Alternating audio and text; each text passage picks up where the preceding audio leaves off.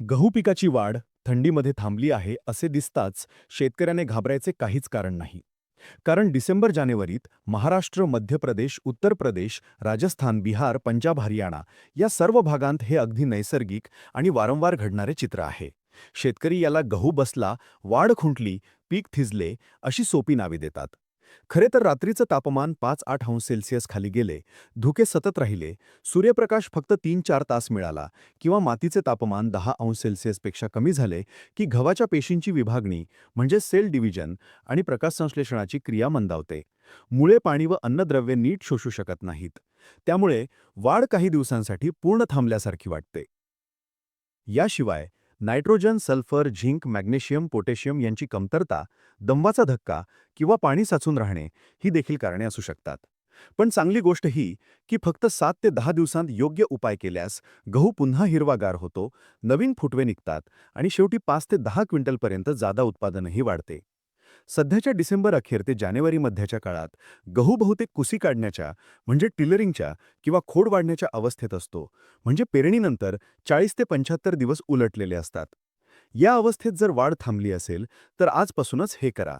संध्याकाळी हलके पाणी द्या, फक्त ओलावा येईल एवढे, रात्री 12 ते 3 या वेळेत.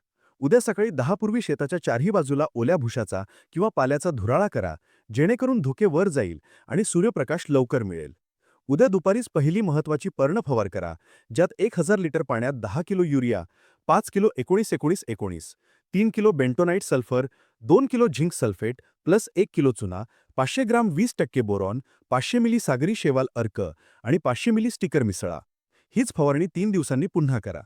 तिसऱ्या दिवशी जमिनीत दुसरा युरिया हप्ता 50-60 किलो प्रति एकर द्या. 5व्या दिवशी दुसरी पर्णफवार करा, ज्यात potassium nitrate 10 kilo, magnesium sulphate 3 kilo, amino acid 500 gram आणि फेरस सल्फेट 1 किलो प्लस चुना टाका. 8व्या दिवशी येलो रस्ट व पावडरी मिल्ड्यूसाठी नेटिवो किंवा टिल्ट प्लस बॅलिस्टिनची फवारणी करा आणि 12व्या दिवशी 05234 प्लस बोरॉनची तिसरी फवारणी करा. जर दव पडून पाने पांढरी राखाडी झाली असतील तर ताबडतोब 19-19-19 प्लस युरिया फवारणी आणि हलके पाणी द्या. झिंकची कमतरता असेल तर झिंक सल्फेट 0.5% प्लस चुना 0.25% फवारा. तर कणीस येण्यास उशीर होत असेल तर जिब्रेलिक ॲसिड 40 ग्राम प्रति एकर फवारणी करा. हे सर्व उपाय केल्यास 15 जानेवारीपर्यंत गहू पुन्हा जोरात वाढू लागेल.